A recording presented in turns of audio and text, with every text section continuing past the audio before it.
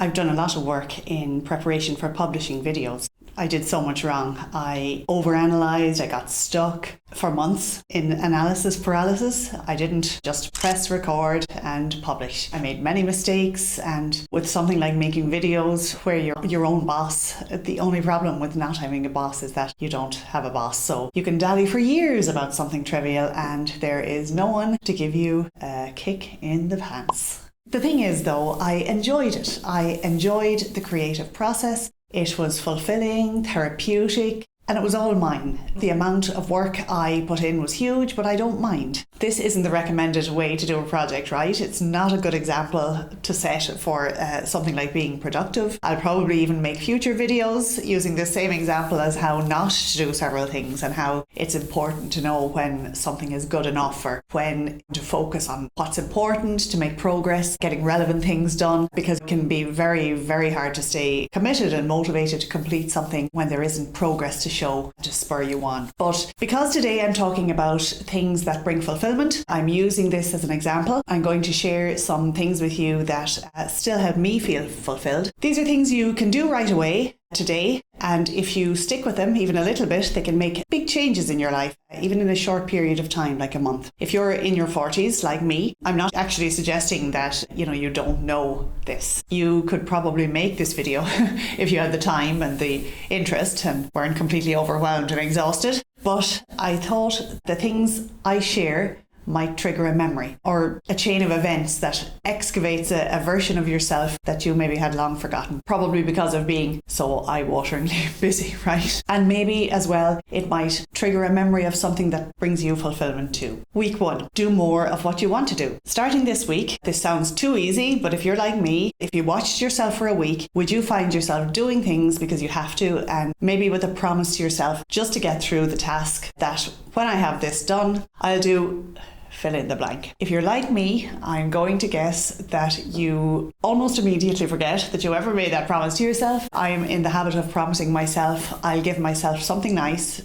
or allow myself something nice just to get me through a task. It's a means to an end, to reach completion. I get that. But I do also know that it's very damaging to self-esteem to break a promise to yourself. You lose trust in yourself. So this approach concerns me a little bit, right? And if it's something I'm doing several times a day, every day, I think that could potentially be somewhat damaging. If you can't trust yourself to have your back, who can you trust? So with this project of making videos, I made a promise to myself to get one thing done a day to move towards producing some videos and publishing them. I was very tempted to do so many other things that have been lying there looking at me for months and driving me crazy. But if I dropped this and did them, another task would pop up and a year would go by and I'd be still no further along. I also know myself well enough to know that I take on too many things and start too many things, and then I have to really apply myself to finish them.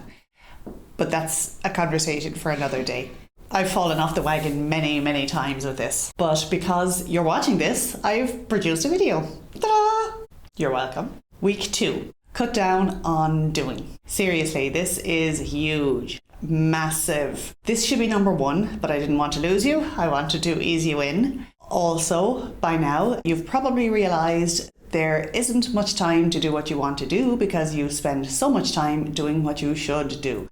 This is also something I struggle with, so I want to be honest and say it's so important, but sometimes I don't do very well at practicing what I preach here. Doing is kind of an addiction, and look, we're told from every angle, multiple times an hour, every hour, that this is how it should be, that doing and producing is important and has value, and that not doing is unmotivated, unproductive, or lazy. Yada, yada, yada. But I also do know from my experience of the times when I did do less, that the more I do less and be more, the better I feel. And I suppose it figures. It's balance, right? Anything that brings balance and that brings awareness to a sort of an unconscious habit is good. Being, even only occasionally, balances doing, so it's a sort of a rest and a break from the status quo. This is actually one of the promises I make to myself from back in point 1. When I get this done, I'll rest and do nothing for a while. Then I see another job to be done, and well, sometimes I cave. Mostly. but I'm working on it. Week 3. You're doing less, and what you're doing is more of what you want to be doing. This week, I want you to start to watch what you say to yourself. What are those voices? What are your driving forces? Whose voice is talking to you when you're sitting down, having a break? Is it your own critical voice? Is it someone you know? Is it imagined? If you're driving forces from a voice inside you that kind of looks like it's coming from outside you, telling you to get up and be or do better because that's what you need to do to be good enough, man, life's way too short for that.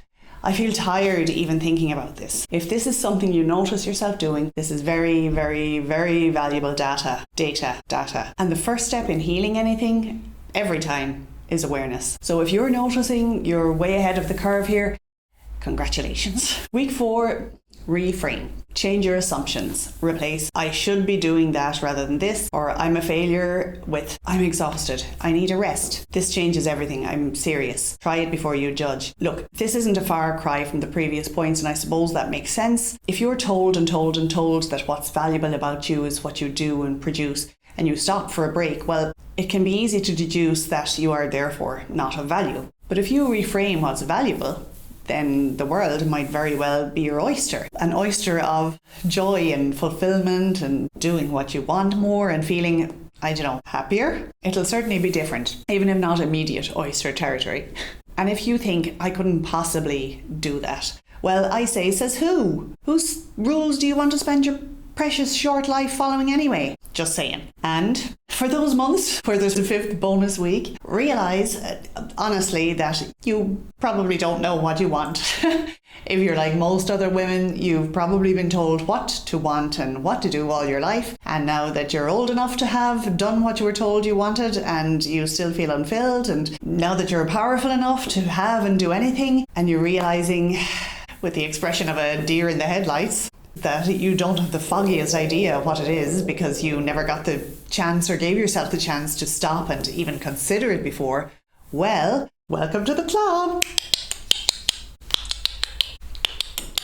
This is not the time to go on an entirely lone wolf journey. This one really, really needs community. Sisterhood is good for this one. Check in with your friends and colleagues that you trust, on where they're at. My guess is that at least some of them are feeling the very same, especially if they're into their 40s now and have had some success in the things that you're supposed to be successful in. This is a lovely one. It's a process. It's not going to happen overnight, but it's a fantastic adventure of self-discovery and a hero's journey to spend time with yourself in consideration of what you want, and also the support of others to check in with who have maybe walked this path or who are walking it beside you. You might find that what you begin to realise you want might already have been done out there by someone else, or it might be your own particular blend and flavour of a whole bunch of things that you've enjoyed doing through the years and that you're now ready to weave into your own life design. But whatever it is, I wish you enjoyment and surprise and delight as you visit the